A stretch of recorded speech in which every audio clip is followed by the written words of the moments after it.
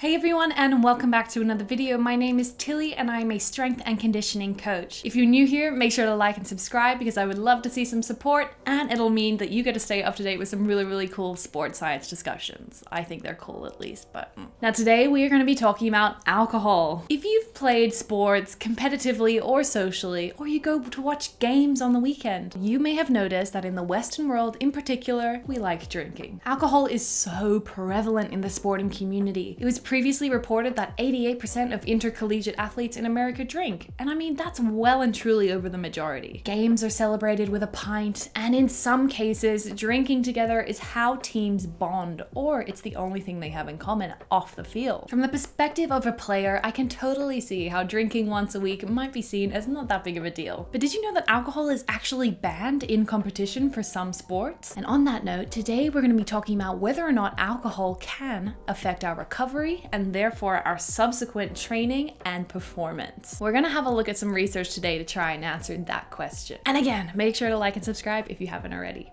One final thing that I wanted to say before we get into this video is that I drink. I'm not trying to come across as holier than thou in any part of this video. I'm just trying to make you aware of some of the things that happen to our physiology and our performance if we choose to partake in this activity. Now let's get into it. The detrimental effect of alcohol on our physiology has been well reported. We know that it can affect our metabolism, our neural function, our cardiovascular health, our thermoregulation, and our actual muscle. But there is much less literature on how alcohol affects our performance and recovery. Some symptoms of alcohol misuse that could potentially affect it are things like cramps, pain, and a loss of proprioception, or in other words, just a loss of bodily awareness, stumbling, balance issues, things like that. In terms of staying hydrated, we know how critical this is to exercise performance. But did you know that with alcohol beverages that are above 4% in alcohol content, we produce a lot more urine? On top of this, alcohol causes our blood vessels to dilate, and that means that we lose heat and fluid through evaporation in an attempt to cool ourselves down. But this further increases that dehydration effect that we already see from the excess urine production. So think about this for a second. It's a Saturday, you're a football player, you've just taken part in a big match, you've pushed yourself, and you're really exhausted, but you won the match. Congratulations. And now you and your teammates are going out drinking to celebrate. Great, right? But post-match, you're already dehydrated. Now you're dehydrating yourself even further by consuming a potent vasodilator and diuretic. You can start to see how this could become a problem for us. To add on to this, as I've kind of mentioned, alcohol causes a disruption to our thermoregulation. As a result, alcohol decreases our ability to do work in low or high temperatures. That middle part is much less research, but high and low temperatures, we don't do well. We suck. In terms of our metabolism, alcohol can severely compromise our ability to uptake glucose and store glycogen. Glycogen, for those of you who don't know, is how our body stores carbohydrates. It's also one of the ways that we power high-intensity exercise. After a competitive event or a training session, our glycogen stores get severely depleted. And we usually want to uptake glycogen straight after a match or straight after a training session so that we can recover appropriately and so we can return to our baseline levels more swiftly. But alcohol impacts our ability to do that. Similarly, readily available glucose and glycogen stores are necessary to fuel protein synthesis because it helps us put on muscle when we're recovering from exercise. So if we decide to take in alcohol instead of appropriate post-game or post-session fuel, and this affects our storage of glycogen, what do you think is going to happen to our performance over the next couple of days? It would probably be a little limited, hey? In terms of neurological issues caused by alcohol, it is important to note that it has been previously reported that alcohol can cause sleep disturbances, and it does this by interrupting both the sleep quality and the sleep quantity. I mean, if you think of this contextually, it makes sense. And this just could be because when we go out drinking with friends, we usually stay out pretty late. Now, with all of that basic physiology and stuff covered, let's get into how alcohol actually affects our performance. What surprised me the most when I was looking into this topic is that there's a lot of research where researchers are just trying to get people quite intoxicated and then get them to perform exercise and see what happens. Like, what did they think was gonna happen?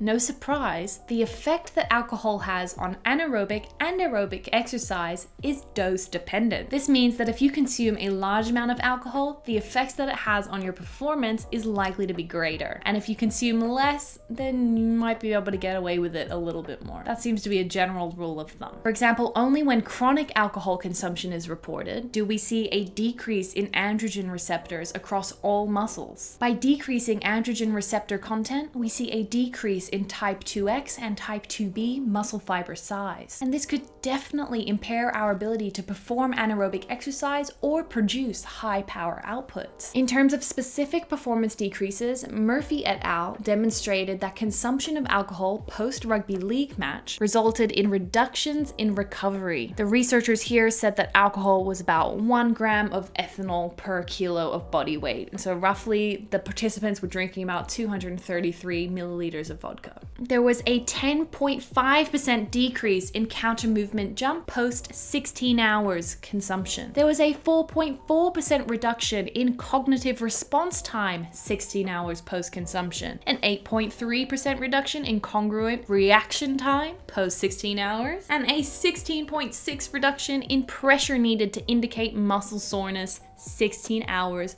post-consumption. Let's have a look at yet another article. If you have a look here, you can see the changes in torque produced. And this is the same as the previous study where the athletes had about 1 gram of alcohol per kilo of body weight. So around 211 milliliters of vodka was consumed. Now these are huge changes from pre to post testing. Not only that, but the researchers have shown here that we can have really significant decreases in performance up to 60 hours post-drink consumption. If we go back to the football example, imagine you've been drinking with your teammates on that game on Saturday. 60 hours post could mean that you are still being affected by your alcohol consumption when you're rolling into Monday's training sessions. That stacks up. And perhaps one of the most important things that we need to consider is how alcohol affects our participation and our injury rates in team sports. And yes, I'm whispering because I want this next part to seem even more dramatic because I really think it is. Are you ready? Alcohol consumption almost doubles your risk of injury. Habitual alcohol drinkers have a 54.8% injury rate, whereas non-drinkers have an injury rate of 23.5%. I'm bad at math, but that is clearly over double the injury rate. That is insane! If you want even more numbers, then it's important to note that the hangover effect of alcohol can actually cause a decrease in athletic performance by 11.4%. These are crazy numbers, and quite frankly, when you're a competitive athlete, you cannot risk even giving your opponent a 0.5% of an advantage. Even an amount as small as that could make the difference between a gold medal or not placing at all. But that is it from me today, everybody. And like I said in the beginning, I'm not trying to get you to quit drinking. I don't plan on quitting drinking. But what I'm just trying to do is educate you so that you know how it's actually affecting your body, particularly if you're an athlete and you're wanting to get the best performance possible. Maybe your drinks should be consumed few and far between. If you have any questions or comments, please leave them down below. I hope you guys learned something cool. If nothing else, I hope you were exposed to some cool research that you might want to go check out by yourself. I've linked them all down below as always, so please go have a look. And please remember to like and subscribe as well, guys, because it would be awesome to have you in this very little community that we have going on. I will see you guys all in the next video, and I hope you have an amazing week ahead. Bye, guys. See ya.